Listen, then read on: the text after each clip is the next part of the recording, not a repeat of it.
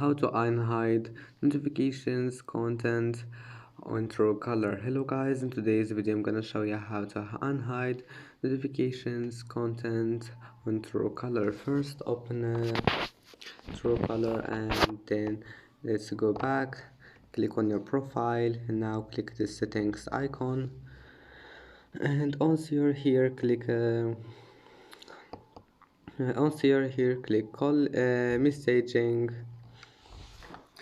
and then click password lock, and here we'll find hide notification content. Now just disable it, and that's it. I hope that can help you to fix your problem. And that's it for today's video. If you like this video, please don't forget to like and don't forget to subscribe, and thank you for watching this video until the end, and see you in the next video.